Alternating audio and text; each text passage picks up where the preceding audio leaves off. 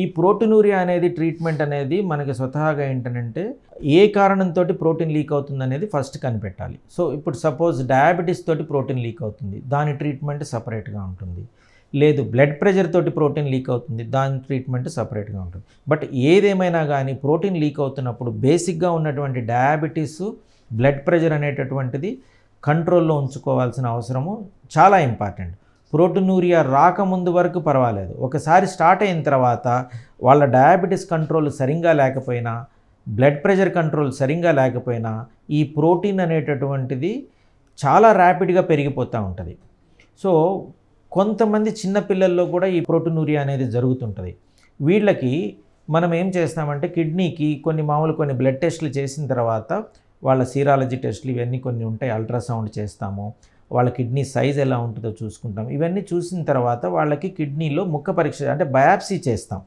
ఈ బయాప్సీ చేసినప్పుడు మాకు దాంట్లో వాళ్ళు ఇన్ఫర్మేషన్ వస్తుంది, అసలు ఆ కిడ్నీకి ఏం ప్రాబ్లం ఉంది, అది ఎలర్జీతోటి వచ్చిన ప్రాబ్లమా, నేను చిన్నపిల్లల విషయంలో చెప్తున్నాను, ఎలర్జీతోటి వచ్చిన ప్రాబ్లమా లేకపోతే వంశపారపర్యంగా వచ్చిన ప్రాబ్లమా, ఎలాంటి ప్రాబ్లం ఉంది, అది ఎంత పర్సంటేజ్ కిడ్నీ ఆల్రెడీ డ్యామేజ్ చేసింది, ఎంత పర్సంటేజ్ డ్యామేజ్ అవుతూ ఉంది, దానికి ఎటువంటి రకాల మందులు వాడాలి, ఇట్లాంటి ఇన్ఫర్మేషన్ అంతా కూడా మనకి ఆ కిడ్నీ బయాప్సీలో వస్తుంది.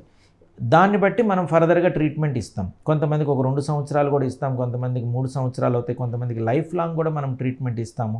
ఇట్లాంటి కండిషన్స్ కనుక ఉంటే మనం ట్రీట్మెంట్ కూడా మంచిగానే చేసుకోవచ్చు, వీళ్ళ కిడ్నీ ఫెయిల్యూర్ కాకుండా కూడా మనం కాపాడుకోవచ్చు. సో బట్ ప్రోటీనూరియా పర్సిస్టెంట్గా వస్తుంది అనుకున్నప్పుడు, దాని కారణం తెలియనప్పుడు కిడ్నీ బయాప్సీ కనుక వెళ్ళినట్లయితే మనకి కంప్లీట్ డీటెయిల్స్ ఆ ప్రోటీనూరియాకి సంబంధించి మనకు వచ్చేస్తాయి. ఎంత పర్సంటేజ్ ట్రీట్ చేయగలము, ఎంత చేయలేమనేది కూడా తెలిసిపోతుంది.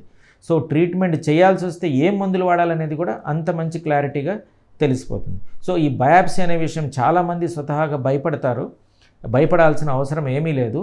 ప్రతి ప్రొసీజర్కి ఏదో ఒక 1% 2% అనేటటువంటి రిస్క్ ఉంటుంది. కానీ ఈ బయాప్సీ చేసుకొని మనం ముందుకు కనుక వెళ్ళినట్లయితే ఫ్యూచర్లో వాళ్ళకి కిడ్నీ ఫెయిల్యూర్ కాకుండా మనం కాపాడేటటువంటి అవకాశాలు చాలా ఎక్కువ. మీరు తీసుకునే అదే మందులు, అదే నాణ్యమైన మందులు, కానీ సగం ధరకే. అవును, మెడ్ ప్లస్ బ్రాండ్స్ పై 50 to 80% తగ్గింపు.